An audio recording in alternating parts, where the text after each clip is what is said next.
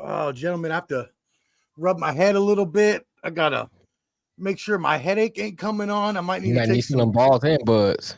Yeah, right.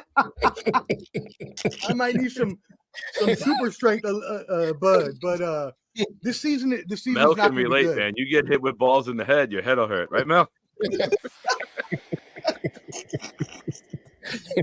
Hey, Omar, please. I'm gonna save you, and I'm gonna continue, Mel. Yeah. I don't believe that about. I don't believe that 1 second about you, my friend. Anyway, as you mentioned, the Raiders are going to be bringing up the rear again, right? Like they've done it many times before. The Broncos are going to be better this season. I know y'all will talk about that, but the Raiders will not. The Raiders have not improved in any area that really matters. The defense sucked it last year. They didn't add very much in way of anything. They did. I will say this. I do like the improved secondary. They got Marcus Peters. They got Marcus Epps, Jacorian Bennett. They drafted out of University of Maryland. It's going to look really good, possibly defensive rookie of the year candidate. But Tyree Wilson, he's still a question mark with his foot injury, who they drafted with the number 7 pick. The defense is still a question mark other than Max Crosby. So if they're still going to be a 28th ranked defense in the league, and your offense has not improved either, because all you did was make either, in some people's mind, a lateral move, in some people's mind, a downgrade from Carr to Garoppolo, then how do you expect your team to improve any? Not to mention the fact that McDaniels, and I know you've heard me say this, Mar, and some people are about to be really, really mad, but McDaniels may be one of the worst coaches I've ever seen in my entire life. Right next to Nathaniel Hackett and the rest of them. Well, the Raiders fans maybe, because I'm trashing him, but you know what? He blew 5 games last year with leads of 10 or more, including 3 games of 17, one of which I was at here at Nashville where we lost to the Titans. And I had to cry myself across the bridge while the Titans fans mocked me. It's just not good, y'all. It's not good. The team did not get better enough to where they're going to win more than I can think. I mean, I've looked at the schedule plenty.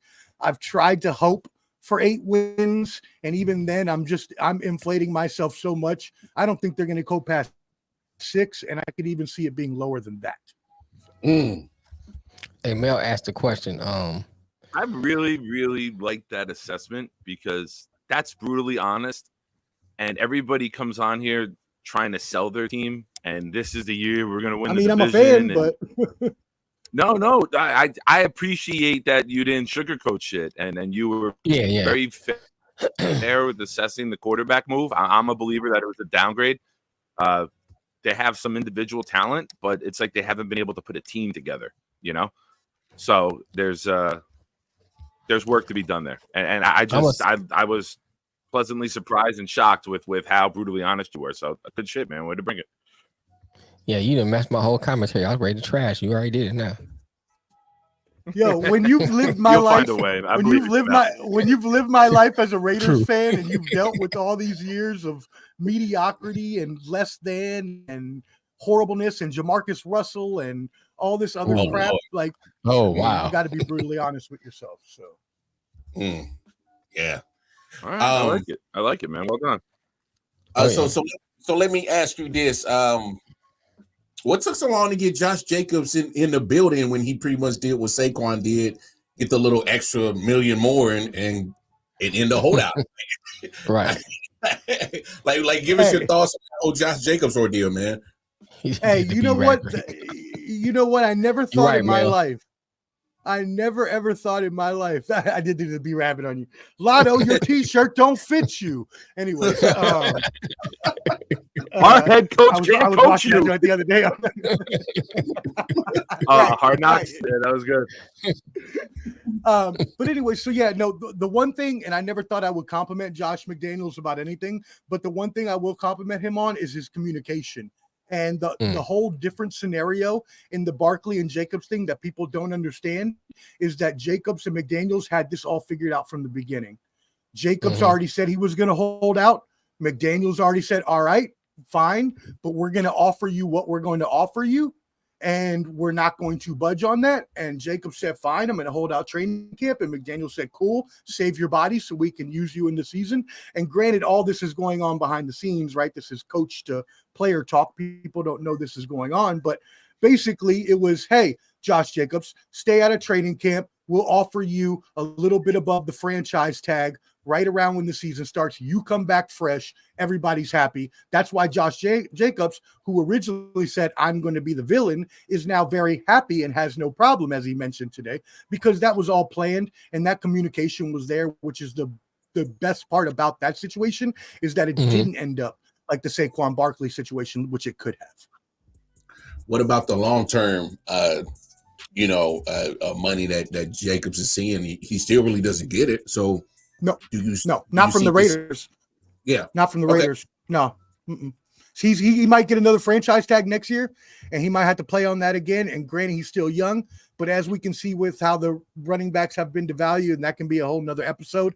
Josh Jacobs ain't gonna get that contract from the Raiders. He's gonna have to get a long-term contract from somewhere else, unless he is drastically going to reduce his price to like $5 million a year or something. Right. Like that. So. Yeah. So let me ask you this. How the hell does Davante Adams get the trade, get the money? He was under the impression of playing with a certain roster. Now this roster is getting flipped left and right, and he's pretty much about to look like he's about to be the last man standing. Where's Davante in all this? Yeah, that's a great question, and He'll be in New Jersey by the trade deadline. I was about to say, he's not long for the Raiders. He's not long for the Raiders. As much as I love Davante and what he's produced in the past, 2 years that he's been with us. Here. I mean, I can't disagree. He may be, and he may be a lot of places that are going to want him at the trade deadline. And I'm going to tell y'all, we got a really tough front four games, y'all. We play the Broncos. We play the Bills. It's tough. And we could go 0-4. We got the Chargers. We can go 0-4. So Josh McDaniels could be fired midseason. Mar, my statement on that. If he does that bad, John Gruden will be your Raiders head coach next year. But that being said, that's another topic. I just can't see it. Davante Adams will be traded at some point. He wants to be traded already. He already knows Garoppolo is not his type of quarterback. He came to be with his buddy Derek Carr. Now, granted, he's happy he got that money. I'll tell you that much. He got that payday that Aaron Rodgers was not going to let him get in Green Bay. So, thank God he got his money. And he came and he played well for us and he did his part. But if you think he's going to want to sit around and be on a losing team when there's many teams out there that could be competing for a championship that can use his caliber of wide receiver. And if you think that McDaniels won't want to get up off that contract in order to get draft picks to help him, that's exactly what's going to happen.